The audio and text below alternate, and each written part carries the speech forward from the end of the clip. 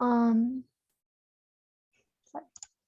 Today's workshop is going to be about starting a 3D printing startup in Toronto with Mitch Debora. So it's going to be very interesting and yeah, enjoy it. Great, thanks, Isha. Before I get started, can you hear me okay, Isha? Yep. Perfect. Awesome. Well, it's great to be here, and thanks everyone for joining, to all the students who came out and watched this after.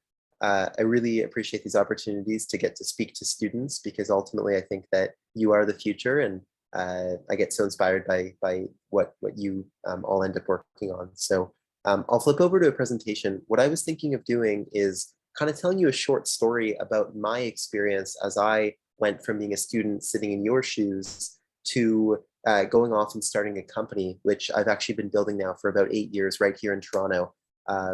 And then, since we're only going to meet for about 25-30 minutes here, I really want to turn it over to you to see what kind of questions you have. And so I'll ask you to think about that while I'm speaking. Being one of the founders of this company, there's a lot of things that I can speak to from my experience as a student and growing into the workforce, starting a company, 3D printing, which is what our company does, and really anything in between. So I'll ask you to, again, just think of sort of questions that come up or curiosities as I'm telling the story. I'm going to switch over to a presentation here. Let's figure out how to do that.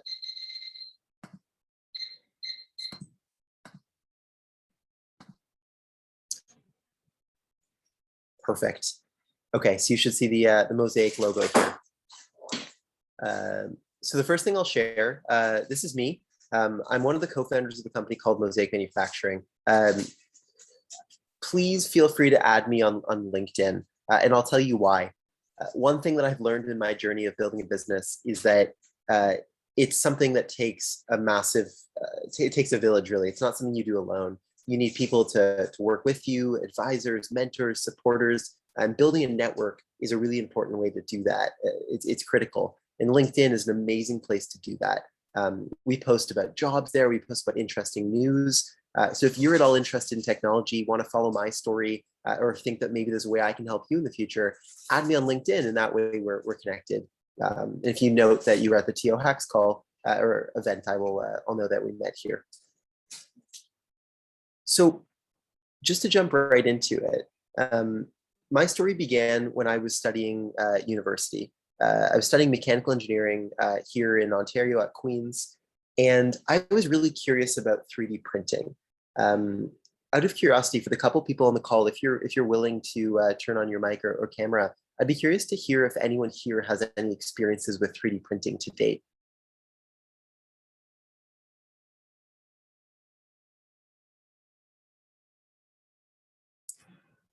That's okay.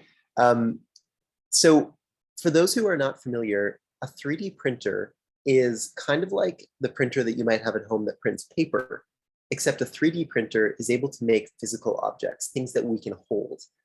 Think about like glasses, the frame of the glasses, or the case of your iPhone, or even things like parts of cars. So instead of just printing paper, we're actually printing real objects.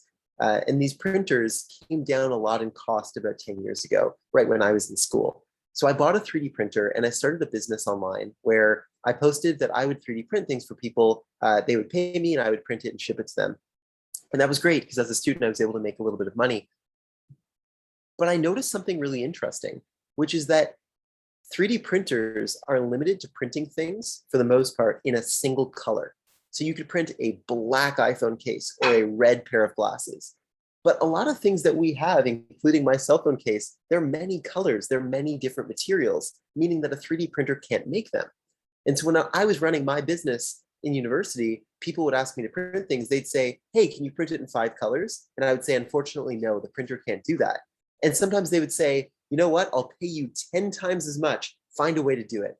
But there wasn't a way to do it. And that showed me that people were really interested in something. There was demand for something that there was no way to supply. And that got me thinking, hey, what if we could solve that? So flash forward, because I'm going to tell you an accelerated version of the story. I met some incredible people, and we put our sort of brains together one summer with the support of the people at Queen's University who ran an incubator program. And we asked the question, what if we solved this problem? What if we tried to find a way for 3D printers to print in color? And to show you, there we go. So on the left here, this is a 3D model that was printed by a 3D printer. And as you can see, it's being held in someone's hand. It's 3D, it's physical.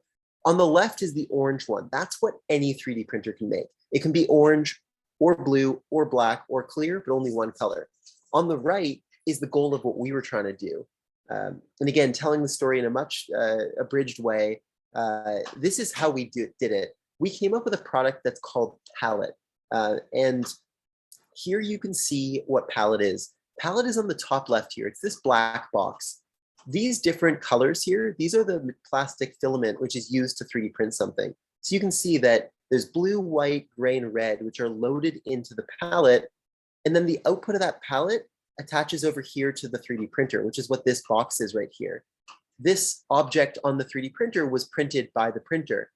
So again, flashing back here, normally the 3D printer could print an orange thing, but with our palette product, the 3D printer could print this multicolor thing.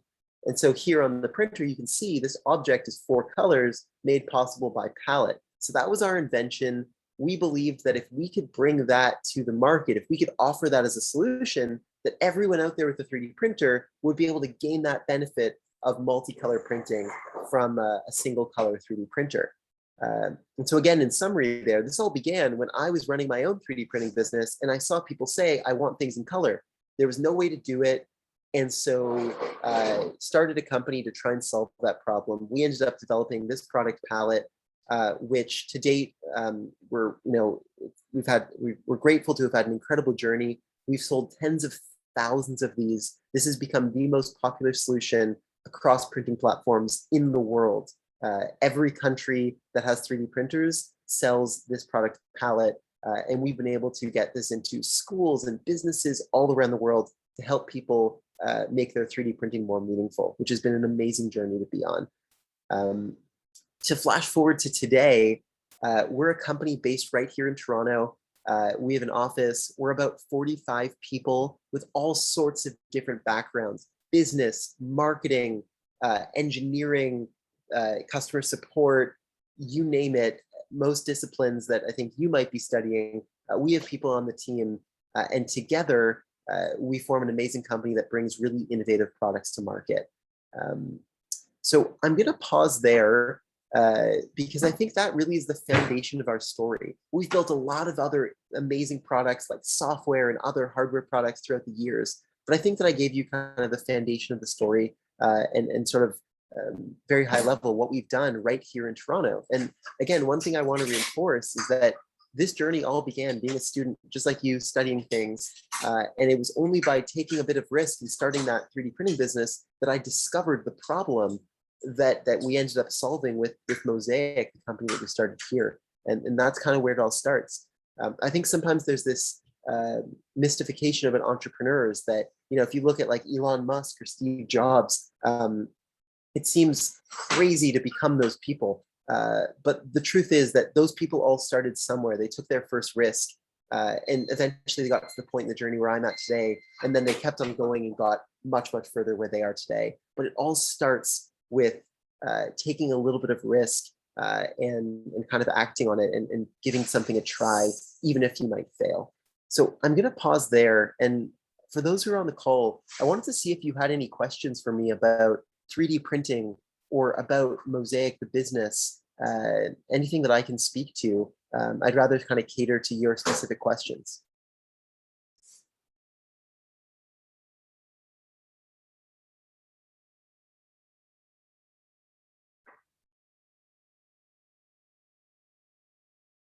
I'll give you a moment to see if there's anyone. And maybe if no one here, maybe the TOHacks team or Isha, if you have any questions, I'd be happy to kind of use them to guide the rest of the talk. Otherwise, we can keep it a little shorter, but totally up to you. I actually have a question about this. Yeah. That's okay. So So you have, in this example, you have four different colors of filament. Yeah, So how would you kind of swap between each color during the print? amazing question.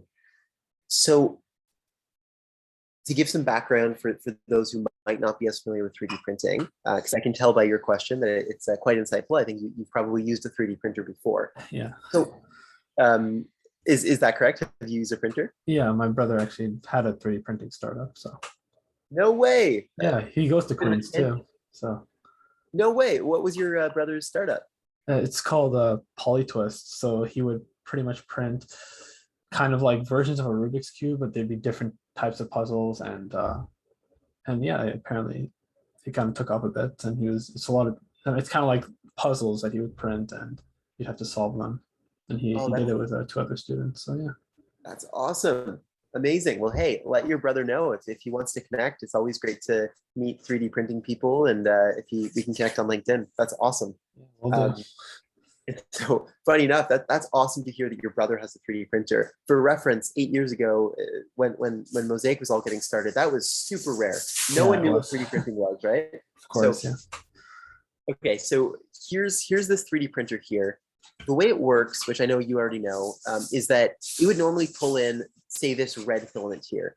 So this red filament would go up over to this part of the printer, which is kind of like a glue gun. It melts down the red plastic and it forms it layer by layer into a part. So typically, if you want to print a part that's red, you would have one of these nozzles or these glue guns, and it would print the red part. If you wanted to make a part that was red and gray, two colors, you would have two of these nozzles. One would be red, one would be gray. And, as you can imagine, if you wanted three, you'd have a third one for white, a fourth for blue. That sounds like a really nice idea. The problem is it doesn't work very well. There's a lot of problems that come up when you start adding many of these nozzles. They will drip. They get very heavy and slow, very expensive, very fragile, and they'll break. They require really complex calibration, which can really mess with things. And for that reason, even though 3D printing has been around for about 40 years now, it's the most common for printers to have one color and maybe two, but four is incredibly rare other than our technology. And so the reason I give that background is to explain, to answer your question, how we do it and what makes what we do so different. So what we do is we do something called, we splice the filaments together. So let's say we're trying to print with blue and gray. We will make a section of blue, we'll cut it, and then we'll attach together a section of gray behind it, and then we'll keep on doing that. This is a bit of a simplified explanation, but we'll kind of create a strand of filament, which is blue, gray, blue, gray, blue, gray. That strand will feed into the one nozzle of the printer. And then we've got some really interesting software which coordinates the two systems together so that when the nozzle's in the areas where it should be printing blue, it'll print blue.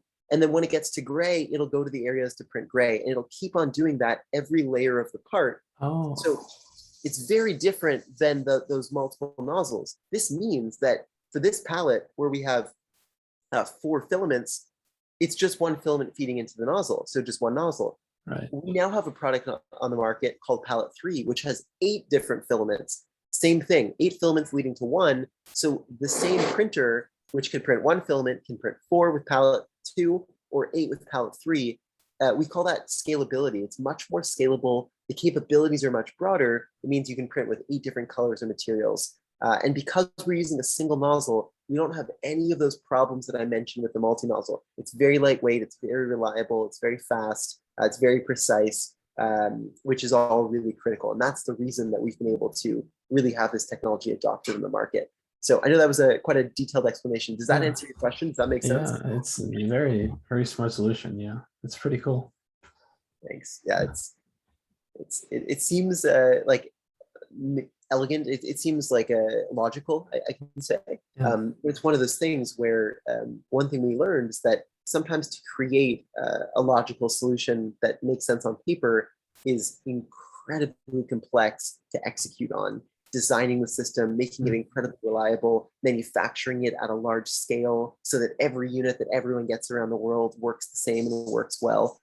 It's taken a massive amount of energy from some amazing people to get to this point. But we're really proud to have actually made this work.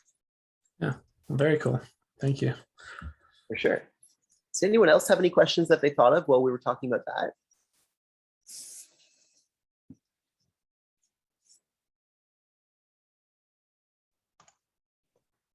I did ask in chat. It's not Oh, as no. serious of a question, but what is the coolest thing that you've printed? Just curious. Yeah, no, great question. I'm gonna have to give you a couple answers because honestly, this has been a passion of mine for a long time. And then given that what I do at work is also 3D printing, there's a lot of opportunity to be sort of playing around and seeing really cool things. So I recently moved into this condo, and one of my favorite prints was one that I found very practical. I was walking down the street and I saw an ad for this really cool coat hook. And it was cool because it was flat, but there was these little sections that you could pull out with magnets and they would come out and you could hang the coat and then you could flip them back up. I thought it looked really nice. And I thought to myself, wait a second, I'm about to get on the subway. I can actually design that on my ride. And then when I get home later, print it.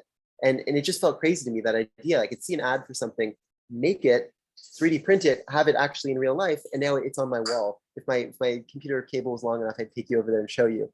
But it's one of the coolest things because it would have been $60 to buy, would have had to go to a store, but I was able to make it for 30 cents myself. And now I can share it with my friends too and send them the models. So very practical. It might seem a bit boring to say a coat hook, but I thought that one was really cool. That actually is really cool. Early in Mosaic days, we were really obsessed with multi-material 3D printing.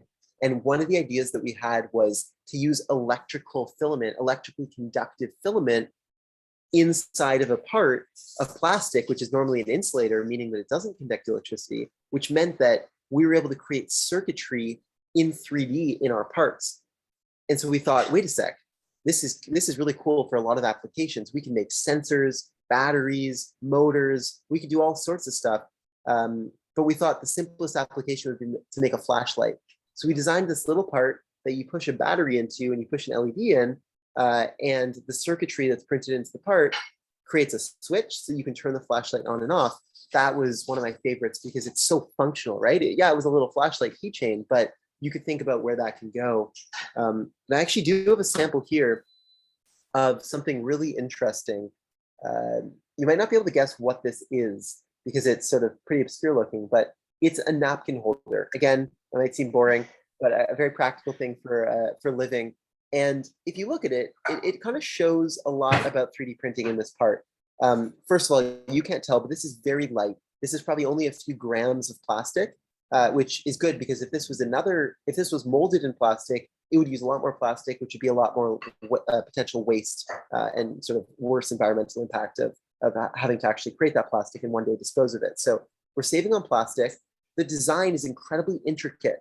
With a 3D printer, because it's a robot doing the printing, it doesn't care if the part is simple or complex, it just does it. Which means that I got this really interesting looking napkin holder for the exact same price as if it was, just an L profile, like very simple. And you can see it's the detail is pretty amazing.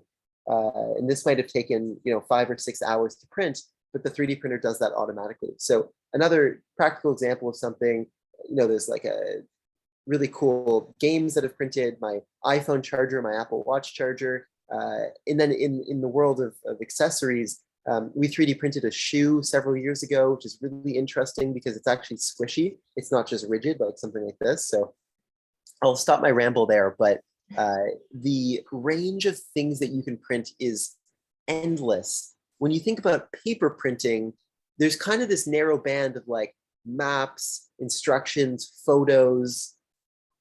But when you think about 3D printing, we're talking everything from iPhone cases to Apple Watch chargers to shoes to parts of airplanes. It's if you think about the world of everything that's not paper, it's a lot broader. So if you are not as familiar with 3D printing, I would highly suggest kind of making a note to go Google, watch some YouTube videos.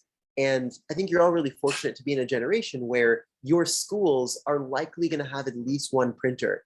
And so I'd urge you to take that initiative, go find it, see if you can get involved with a 3D printing club. This is one of those technologies which is going to become a really big part of the way that we manufacture things in Canada, the way that we prototype things as students. So the sooner you can start to understand it and get excited about it, I think the sooner that you can create a really differentiated skill set, which can help you thrive in your journey as a student and one day in your career.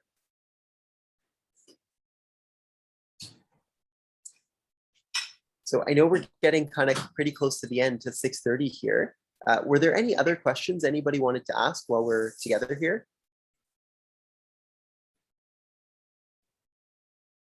Wait, I had another question.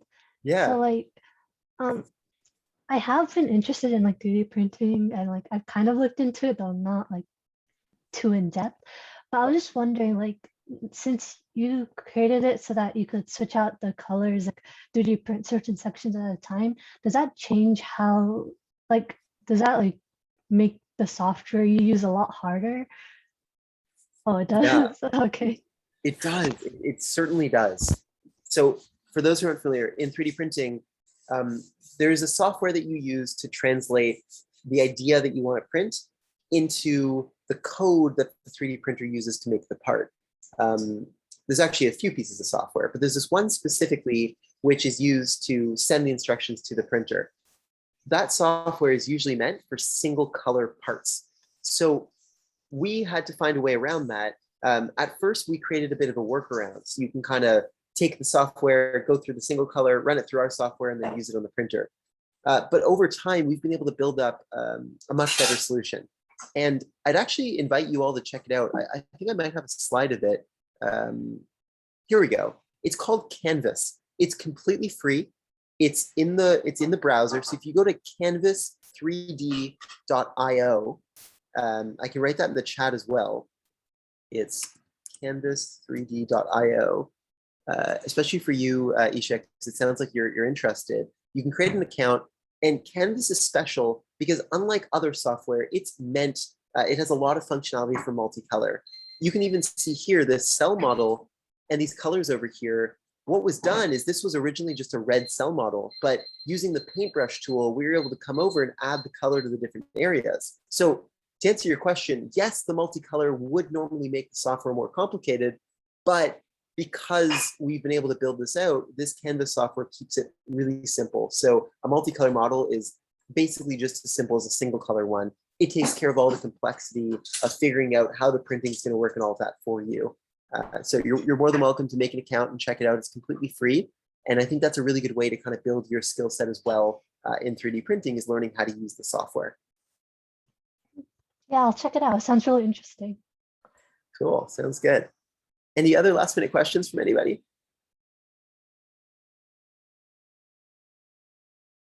Can I just squeeze one in there real quick? Sure, go for it.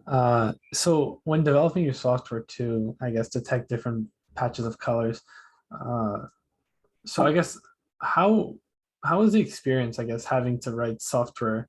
Because I feel like writing software to convert like a 3D model into G code would be kind of difficult. I don't know. Was there like enough documentation for that, or? Definitely. So something really interesting that I learned, as a mechanical engineer, software wasn't my background. Something that I found really fascinating is that in the world of software, it's very rare that people will write the code for the full thing. They'll usually take 90% of it from things that are already written in the world. And that's true in a lot of ways, right? If we're going to write a story, we're going to be inspired by things we know. If they're going to build an iPhone, they're going to build it based on the last one and kind of make it a bit better.